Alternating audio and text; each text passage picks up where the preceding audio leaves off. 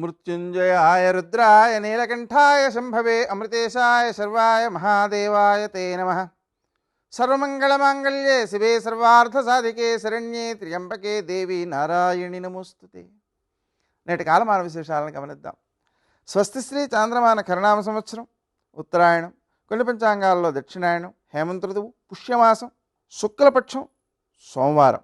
సూర్యోదయం 6:52 సూర్యాస్తమయం 5:53. తిథి పూర్ణిమ మధ్యాహ్నం 12:56 వరకు. నక్షత్రం పునర్వసు తెల్లవారుజామున 5:17 వరకు.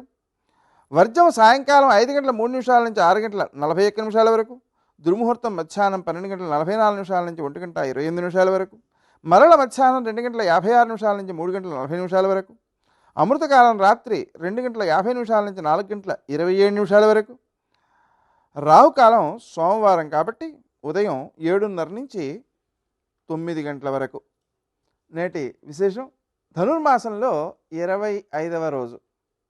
గోదాదేవి 25వ పాసురంలో ఆ కృష్ణ భగవానుణ్ణి స్తుతిస్తూ ఉంది.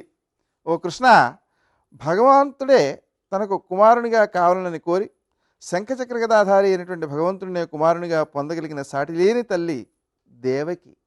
ఆమెకు కుమారుడివే జన్మించి కృష్ణుని లీలలను పరిపూర్ణముగా అనుభవించి కట్టను కొట్టను భగవంతుని వశమర్చుకున్నటువంటి అద్వితీయ వైభవం కలిగినటువంటి యశోదకు ఆ రాత్రియే కుమారుడివై దాగి పెరిగినవాడా. ఈ వృత్తాంతాన్ని నారదుని వల్ల విని కంసుడు రాబో అనర్థాన్ని ఎరుంగక సహించలేనివాడి ఏదో విధంగా నిన్ను చంపవలనని చెడుభావంతో ఉన్న కంసుని అభిప్రాయాన్ని వ్యర్థపుచ్చి వాని కడుపులో చిచ్చుగా నిలిచి, నిన్ను చంపవలనన్న వానినే నీవు చంపిన ఆశ్రిత వ్యామోహశాలి, నిన్నే కోరి వచ్చాం. మా సంకల్పం నెరవేర్చదలిచినట్లయితే లక్ష్మీదేవి ఆశపడదగిన సంపదను, ఆ సంపదను సార్థకపరచగల నీ పరాక్రమాన్ని ఆనందపరవశులమే పాడి అలసట తీరి ఆనందించున్నట్లుగా అనుగ్రహించు అని చెప్పి ఆయన్ని ప్రార్థిస్తున్నారు.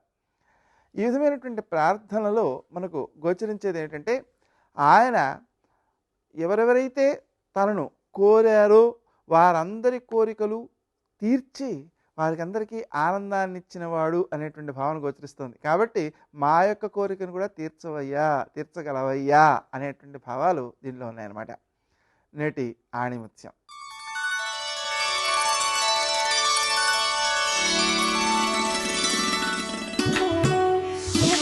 తప్పును సమర్థిస్తే 2 తప్పులు అవుతాయి.